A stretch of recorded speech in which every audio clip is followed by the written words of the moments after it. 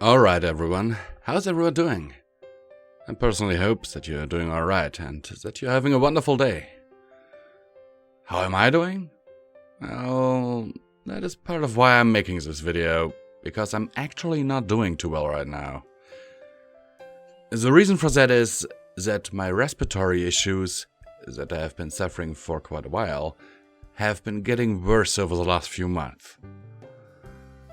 Most of you might say, well, yeah, you're a smoker after all. Just stop smoking. Believe me guys, I'm working on that and my girlfriend will get me off them eventually. But that is actually not the main reason I sometimes literally can't breathe. To paint a picture for you, let me explain to you why I get up 3 hours before I have to get to work, even though my new workplace is only about 10 minutes by car away from where I live. When I wake up in the morning, I have to cough up a lot of dark green muck that is clogging up my lungs. And that is also one of the many reasons that I wake up in the middle of the night. When I do, I'm only able to make very shallow breath until I have coughed a few times. Especially at work, this is becoming an issue, since it will sometimes impact my performance. My coworkers ask me to work faster, but I simply can't since my body is unable to get enough air. While I have already reduced my smoking significantly, I am very happy with my new place of employment, except maybe a few issues that I am not allowed to talk about due to confidentiality agreements, and I earn more wages than before. My health is going on a downward spiral. The reason for that is that it is once again getting warmer. While I am honest and admit that I don't do warm weather well, this is not the main reason. The main reason the outside temperature is affecting my breathing and overall health is that my grandfather, who passed away in 2015 due to acute pneumonia, saved money wherever he could when renovating this house.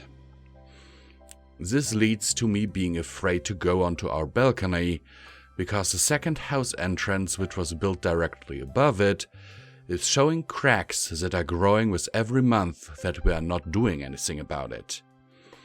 It leads to the carport slowly but surely sinking deeper and sliding towards the hillside, and it also leads to the most serious issue: mold. As you can see on the picture I took of my house, I am living in a beautiful house that was actually built in 1895, as far as I know at least. My grandfather made a few major changes to the house, but didn't have the knowledge to do it without causing problems in the long run. The result is that whenever it gets warm outside, literal water is running down the walls in my kitchen due to it being loads colder inside than outside, and my grandfather's changes basically destroyed the thermal isolation of the house. That, however, is not the only place where those problems occur. On the pictures I'm running on screen now, you can see places in my house where the mold has discolored the wallpaper and the moisture under it had become so bad that we needed to glue the wallpaper back to the wall. Every time I clean the house, I have to wash every surface that I can with almost pure vinegar extract to kill off as many mold spores as I can, and spray the wallpaper that I can't soak in vinegar with disinfectant. This process would have to be repeated every few days to keep it at bay. We actually have dehumidifiers around the house to also fight the issue, but we have to empty them up to 3 times a day because they're full. And now my doctor has informed me that I'm suffering from a toxin/mold-based pneumonia as well as my dad. According to my doctor, it seems that I've been suffering from that for quite a while, but it has been rapidly progressing according to him. I have tried to convince my dad to abandon ship and look for another place to live, but he refuses to do so. Instead, he wants to throw all his money into fixing this place up and make it livable again. He also wants my help with this, both in physical labor and financially. While I am willing to help him as best as I can physically, I am unwilling to put a single cent into this place since, in my opinion and anyone I have shown this place to, that it needs to be demolished and rebuilt. Would be cheaper in the long run. In other words, my doctor tells me that if my pneumonia does not go away, and let's be honest, with all this mold, it is unlikely that it will, I will suffer severe problems in the coming month. So I need to get out of here. With this new job, I can afford a small place of my own, and I've actually already found one that I can have soon. It is about $300 a month, and I can easily afford that with my current pay. It may be small, only 39.7 square meters, but is at least well maintained and has no mold in it. The biggest problem I would have, at the moment, would be the safety deposit, and the biggest issue, furniture. Almost all of my current furniture is also either infested with mold or simply would not fit into the small rooms of that apartment. This is the reason I make this video and why I need your help.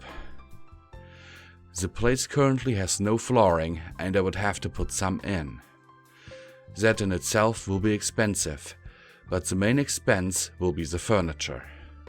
I will need a kitchen, bed, and at least a table and a few chairs, a washing machine and maybe a dryer, so I can always hang my stuff to dry in the attic that is also available in the place. As well as someone to drive it to my new place, since I am not allowed to drive a trailer with my license. Which also means I am not allowed to rent one, so I would have to pay a company to deliver. I have been at a second-hand store recently and looked at some stuff and talked to the clerk about delivery costs. The result was that I'd be faced with a bill of about 1,500 to 2,000 euros. That is money that I do not have, and it would need a few months to save the money up. By the time I would be able to afford moving, though, my lung condition might have gotten worse to the point where I have to fear that it becomes chronic. This is where I'm asking for your help. Down below, I have put a link to a crowdfunder to help me fund this move and the furniture that I will need. If you are unable to help, that is okay too. In this case, I thank you that you watched this video this far and simply ask you to share this video around, on social media or share it with your friends. Once this is funded and I have the place, I will make a video where I show you how I go about getting some second-hand furniture and renovating the apartment. In addition to this, I will donate all money that is left over after everything is done to the SOS Kinderdörfer, which is an organization here in Germany to help abandoned or abused children. Thank you very much for watching the entirety of this video. Sincerely, Visual Pony.